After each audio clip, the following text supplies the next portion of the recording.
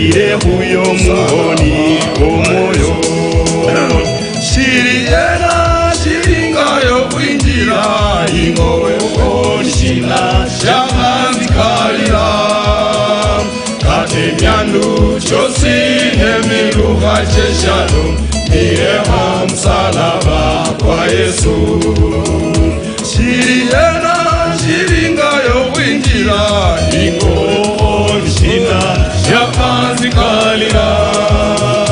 Kate myandu chosi nemiruha cheshalo mireha msalaba kwa Yesu. Thank you. Sore sana tungeliendelea mpaka tumalize huo wimbo, lakini kwa ufupi unatuambia vitu vyote tulivyo navyo. Na huo ni wimbo ulikuwa unapendwa sana na mama yangu. Ndio kwa sababu mimi huwa nakumbuka ya kwamba uwe na mali uwe na nini, hivyo vyote vinakufurahisha hapa duniani, lakini ni lazima ujue ni nini kitakachokuzuia kuingia katika ufalme wa mbinguni, na ukiweke kando vile tulivyohubiriwa na provost wetu juu ya Yusuf ama Joseph.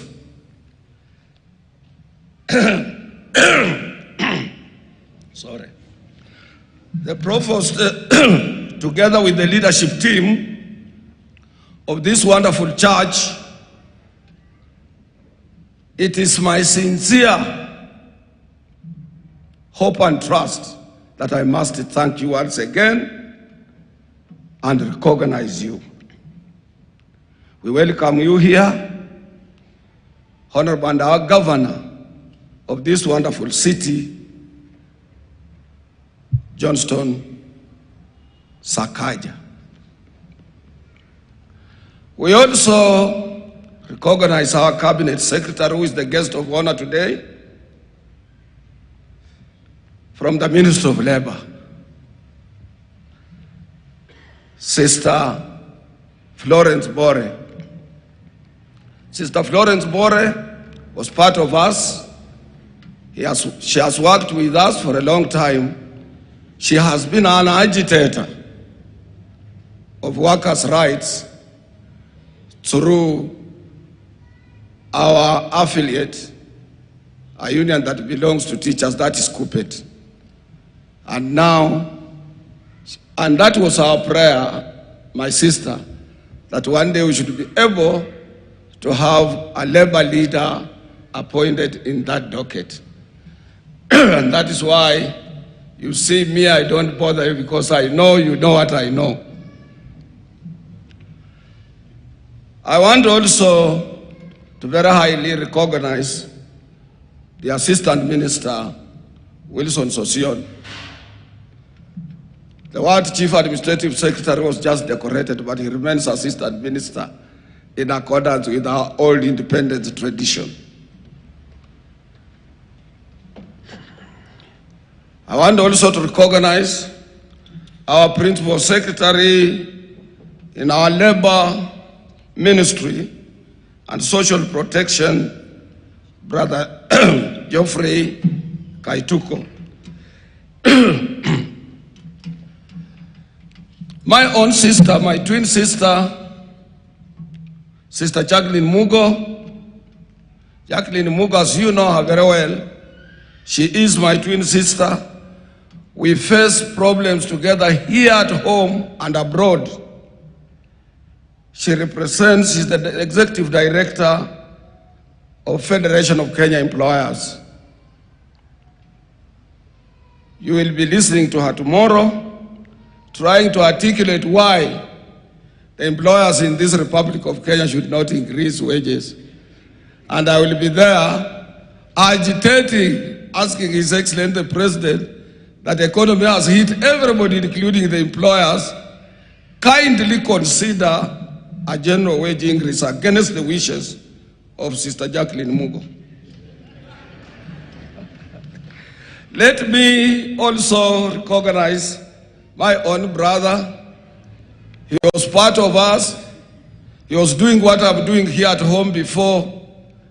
He was elected by workers at our international office, where I'm the Vice President, in Brussels, Belgium, as Assistant Secretary General of the International Trade Union Confederation in Brussels, Belgium, and later he became a senior officer representing East Africa in the position of Country Director, Brother Wellington Chibebe. Chibebe was the Secretary General of Zimbabwe Congress of Trade Unions, ZCTU, in Zimbabwe, equivalent of COTU here.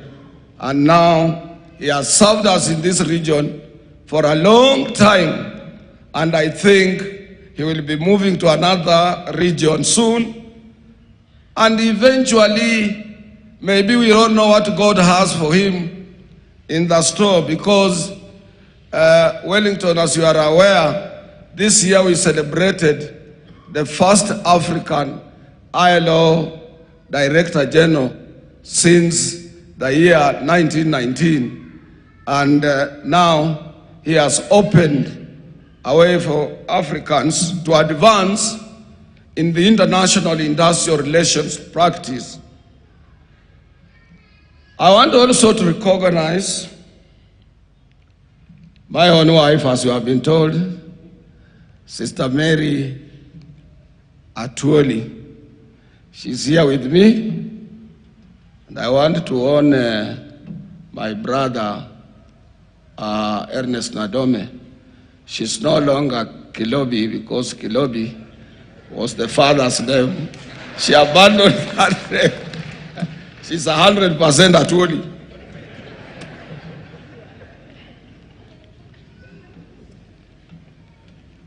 I want also to recognize my colleagues, Brother Yuan team, the team of General Secretaries, all who turned up here from our affiliates, led by no other person other than the Chairman General of COTU, Mzee Rajab Mondi, who led a huge team, including his executive board members who are here. We are all under his able leadership that has taken us through for decades now. And I want to thank colleagues from all over the Republic of Kenya who have joined us, preparing to celebrate this wonderful day with us tomorrow. I want also to recognize the wonderful congregation of this wonderful church. This is a church of history, not only for the labor leaders, but for our people. Brother Wellington Chibebe, I was brought up in this area. This area is known as Eastlands of Nairobi. This is where I was brought up, together with my own son, Johnston Sakaja, who is the current governor of this city. So he knows. I don't need to tell him what he should be able to do, which road, and which way, and how the required services to the Nairobians should be applicable. For example, this is the only city in the world that has no organized public transport, which when you are growing, you partly saw what was happening those days you were young. And this city was more or less like any city in the world, London or Geneva, where you and me, we are all the time, me and Jacqueline, for the purposes of representing workers and employers and government. So this city requires a public organized transport for these workers, so that they should avoid being maimed, harassed, pickpocketed in crowded matatus. And I want to thank the government of His Excellency the President, William Samoei Ruto, because recently the Minister for Transport, I think he signed an agreement to make sure that Kenya, with a friendly country, that Kenya has an organized public transport. Also, Governor, you will look into an area of drainage system in this city. In 1972, the World Bank had offered to overhaul the drainage system in this country, but I don't know who didn't do his work or what happened. By that time, we used to have mayors, councillors, and what have you. But I can tell you for sure and for free, Governor, if you go to any city in the developed world, be it in Geneva, anywhere, and I'm sure in June you will be accompanying us, because this year's delegation will be led by no any other person other than the head of state. You will see, if you had brushed your shoes, you will come back with that particular shoes shining. This is where we want to go.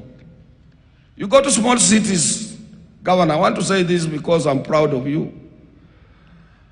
If you go to small cities like Lome, Togo, he knows, where we have ITU's regional office, you go to Abidjan, with all problems they have organized transport, the lights on the road, the traffic lights are working, no police on the streets. If anybody visiting here and he finds that the police officers are on our streets, he would be surprised. I can tell you what, police used to be in Cairo cities, where we have now a new Cairo. They are no longer on Cairo streets. Cairo has now about 5 new cities within Cairo, including the October 10th. I adopted a son from Cairo, he's a doctor, and he's here with me, Dr. Mohammed Besset. Stand up. That young man, the mother surrendered him to me to take care of him as my son. He's a very competent doctor, and he's working to establish one of the best tourist hotels at the coast. Sit down, Dr. Mohammed. And he also takes care of me. When I'm in need of medical checkup, he always organizes, he stays in a city known as Hurghada in Cairo, about 500 kilometers outside Cairo city. And I want to arrange a tour with our governor before this year ends to see the changes that President Sisi has put in place in that particular city. Recently, we were in Abuja. I think, Chibebe, you were in Abuja. During the conference of Nigerian Labour Congress. They have an organized city. They have matatus, they have motorbikes, they have what? But those things have no access in the CBD of Abuja. Inside the city, there is an organized public transport.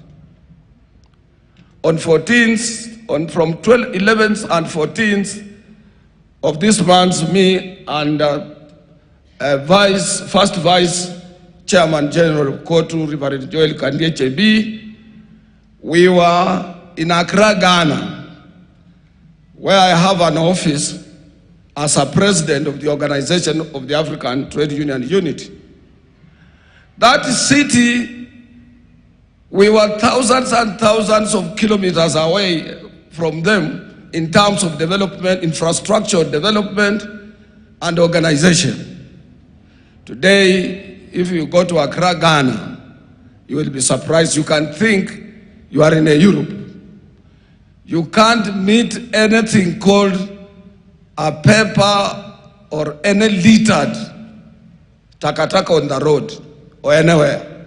That's city of Accra.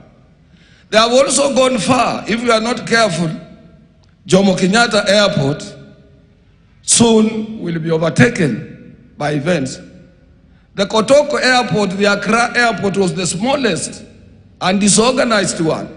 Now is the best in that region. As you get outside the plane, you cannot, even if it is raining, it cannot rain over you. They have escalators working, everything working.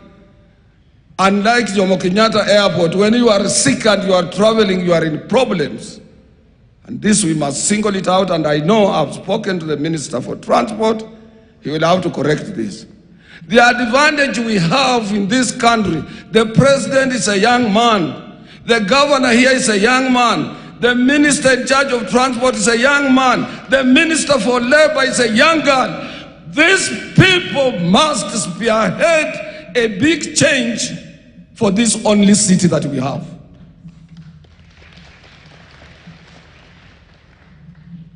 I don't want to tire you with words.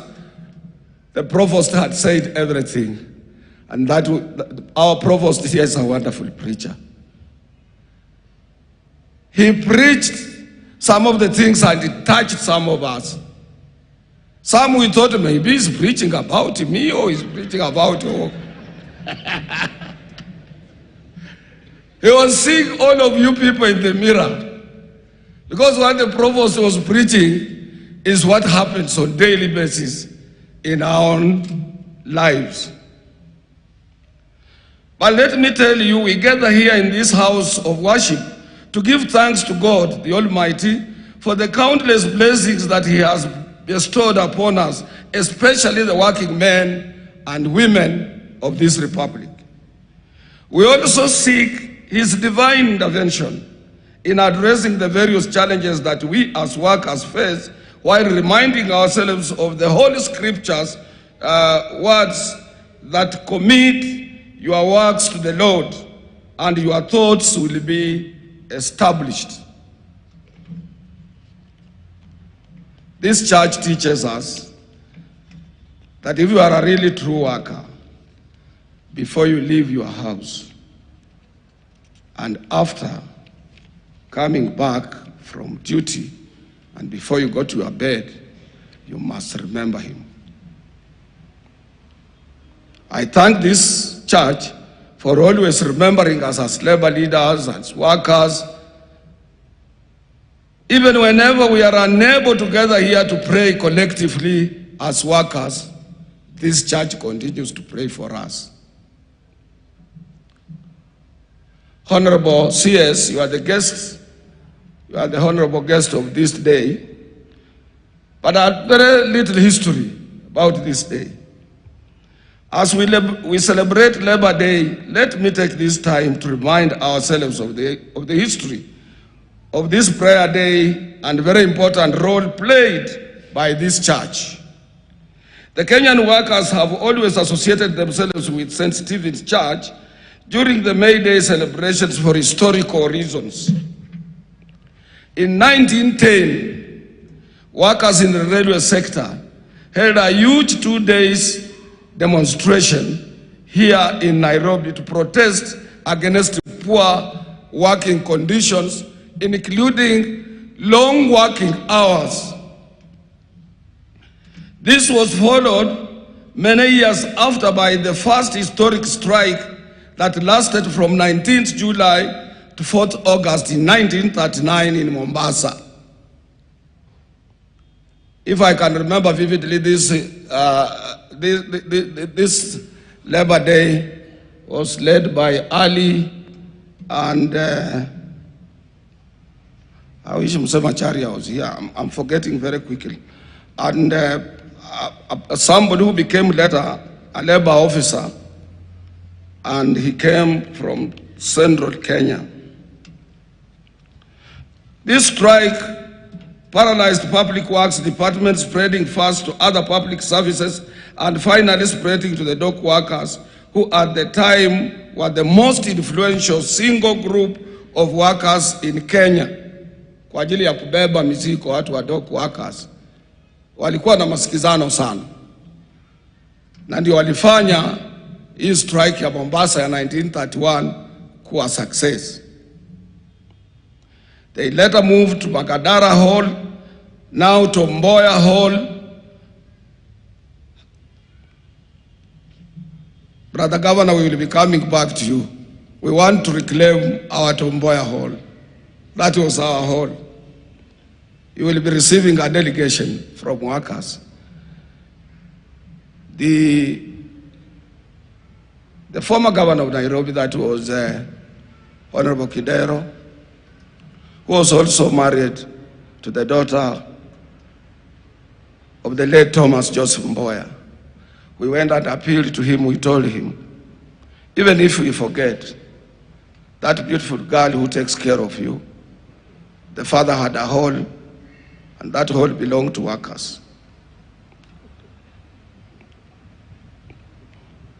The colonial government continued to harass the workers and their leaders until they sought refuge in the nearest church, which was St. Stephen's. This is the church. That is why we are here. And churches all over the world have received people who are in distress, people who are in problems. Churches are not places where you can go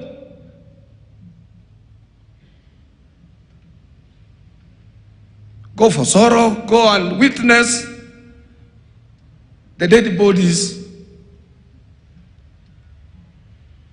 You know, even I have no words in which I can explain what has happened in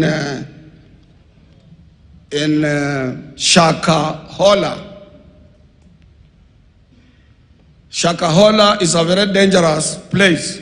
In my language, Shakahola, you only remove K-A, you leave Shahola. If you hear there is a place, Shahola, that is a place of death. It has never ever happened anywhere in the world. And I think up to now, they might have exhumed or removed from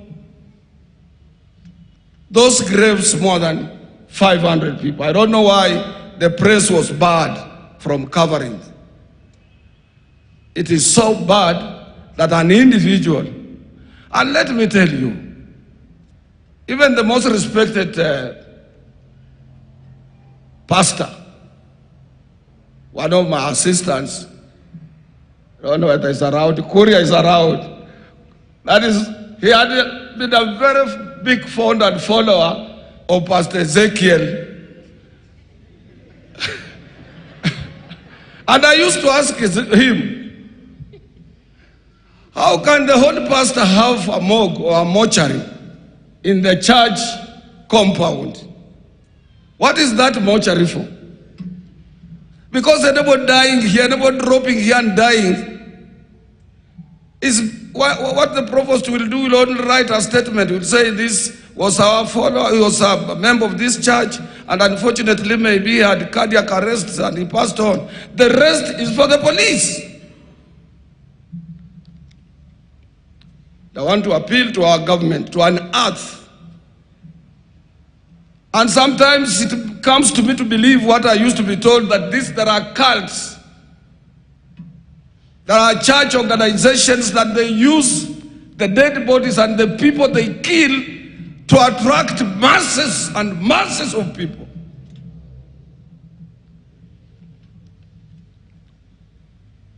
You can't believe that. Because recently when we were in Kisumu and Pastor Ezekiel was there, I could not access the route to Busia, which leaves me at somewhere after Luanda, and then you go to Kumsalaba, you get to my place. I couldn't access.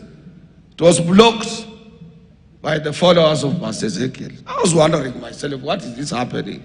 Sometimes maybe the satanic we hate, the devil that we hate, it also helps other people to achieve their desires in life. Shame to them.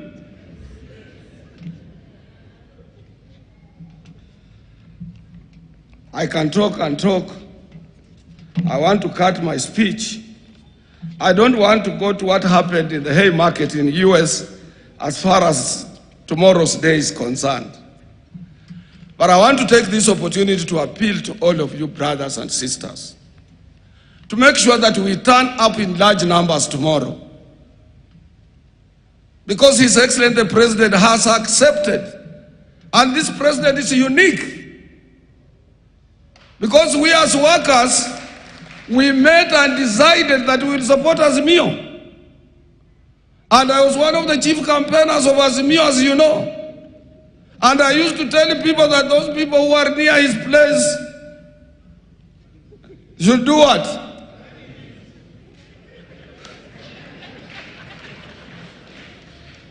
And you know, if he was a president of revenge, he would have said to hell with the workers. But he decided to do what President Jomo Kenyatta did when he came out of the prison. The same thing was simulated by President Mandela. These were the men of substance. They said, after all sufferings they had had, they used the word shall is mandatory, there shall be no revenge by the administration, here including the sons and daughters of home guards. So that is what he did. Otherwise, it wouldn't be easy. And now as an elder, because I'm an elder, I'm a trade union leader, I'm an opinion leader in this country, I've been around for some time, the entire 100% of President Ruto's government have accepted workers in no uncertain terms, but in one unit as a single entity under the umbrella of the Central Organization of Trade Unions. And there is no way, let me tell you, because some people might be doubting, there is no way as labor leaders or as workers we can do without government or do without employers. And under the international banner where Brother Chebebe comes from, we formulate what is known as social partners. And our delegation, be it in the African Labor and Social Affairs Commission of the United Nations, of the African Union, which is a committee now, that delegation is tripartite of employers, workers in Addis Ababa, but it is led by the Minister of Labor. So imagine, if you are opposed to the Minister of Labor, she will say, who is accompanying these people? Let them have their own minister. Two, but minister only also. When you look at our CBS of public service unions, who did enter into an agreement, collective bargaining agreement, and there is an animal called SRC. This one we must fight together with you, because SRC will equally fight against your own salary. So the minister leads all delegations of workers and employers, and that minister must come from a government. His ministry, under the PS now, Geoffrey, who is here with us, and Helen, Labor Commissioner, they provide all officers who chair our disputes. If we have any disputes between us and the employer, they provide officers who chair, reconcile us, give us a way forward, makes recommendation for such a dispute, which one should be referred to Labor Relations Court and which one can be handled one-to-one under social partners arrangements.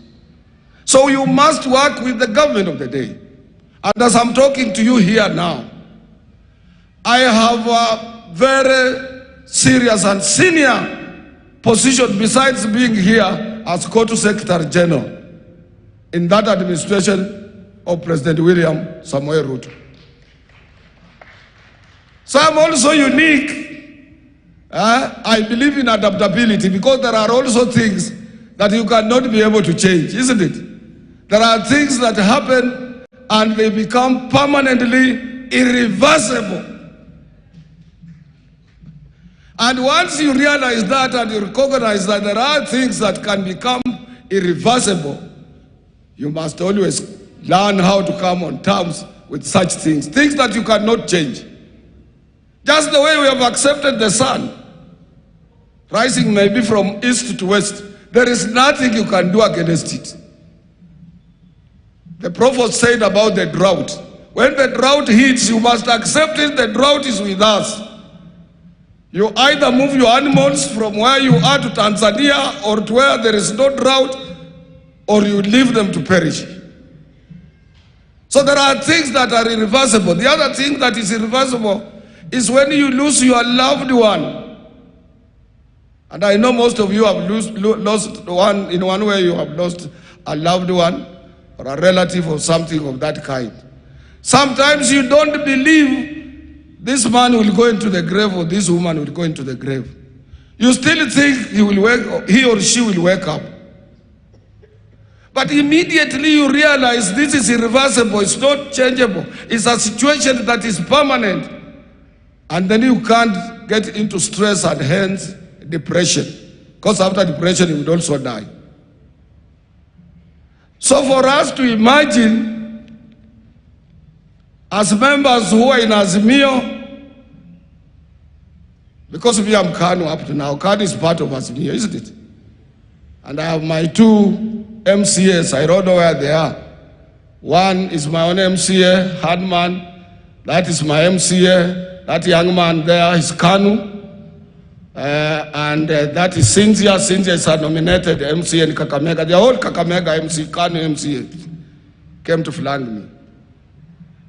So we in KANU, including Gideon, we must, is it the time to accept that changes took place, elections were there, we have a new government, and we must seek ways and means as per how to work with them.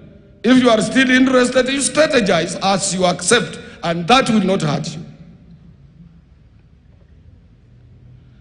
This goes further to my own brother-in-law, and I have said always, I'm not competent to advise Raila Amolo Odinga. I'm not competent. I'm not equally also competent to advise William Samoei Ruto. Because he's now senior, even if I'm older than him. Alitupita kama mtu anapita katika shamba la mahindi imetolewa. Mbio. Na tulikuwa tumemweka kando. And he came in guns blazing. And we had dismissed him. So this young man is intelligent, is smart, he can move fast. Because this is obvious. And I asked my deputy, the first vice chairman, Reverend Joel Kandie Chebi, who is his neighbor. I asked him, what happened, Reverend? And we were praying.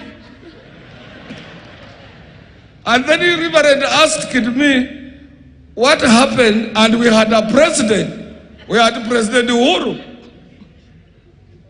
You know, it is just like a police officer who has AK, he has a pistol, you know, he has tear gas canister, he has a grenade, he has everything, and a rungu. And then he goes to Riverodi, and a pickpocket young boy, the chokora, takes away the telephone and runs away with that telephone. That is what Ruto did to us. And we must accept. We had guards, we had everybody, we had a government. So now to come back and tell you people, let us go to the streets, help us to get Ruto out, that is unimaginable, brothers.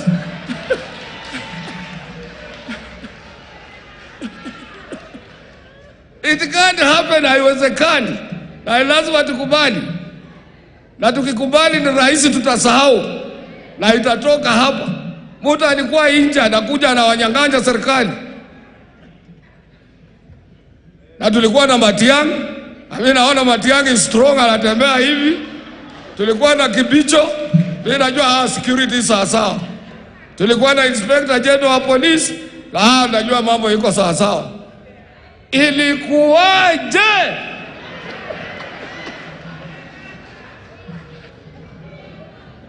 So the moment we come on terms with that alone, it will set us free.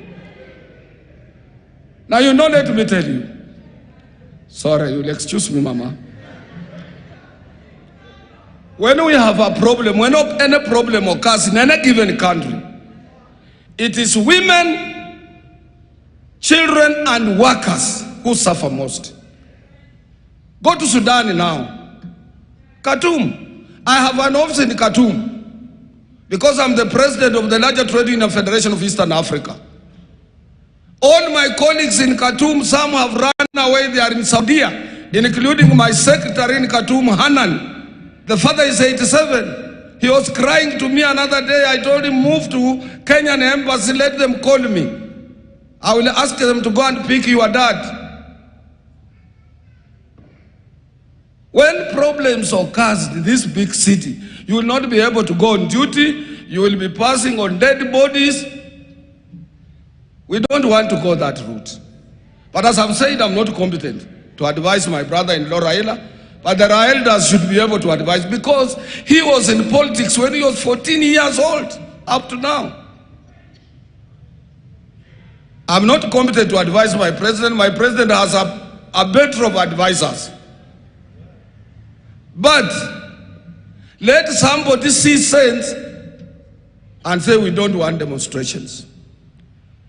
The last demonstrations, our workers in Mathare could not access their places of work. Those in Kibera could not access their places of work. And that is why I appeal to President Uhuru Kenyatta. He's now a statesman, a retired president. He should be a peacemaker. He should be a peacemaker to bring about peace in this wonderful republic. We have no any other country. The only country we have is Kenya. Some of us where we are going is near, but we have children, grandchildren, and everybody that we want to live in a peaceful country. We can't live a Tata's country. We cannot and we can't live a Tata's country to our children and our grandchildren. As I invite the governor, who will invite our guest of honor, because tuko katika imaya governor. Sasa namna hivyo. Sorry. You did advise my twin sister is here. My twin sister will have to come and say a few things, and then you invite governor. I'm sorry, it's not international. You know how much and where the journey we have traveled. We come from very far with her, because simply when she came out of the university, her first job was at the Federation of Kenya Employers. She left, she went in a certain company, she became an executive there, she worked for Kenya Airways, and then elected because of her experience in employers' issues, and then he went back to FK as an executive director. She has supported me in every endeavor. She has supported workers here locally and internationally. She decided to go there, and Judith Kuserwa, a lawyer, remained to be a workers' lawyer. Both of them worked for the Federation of Kenya Employers. Welcome, sister. May God be with you. Thank you.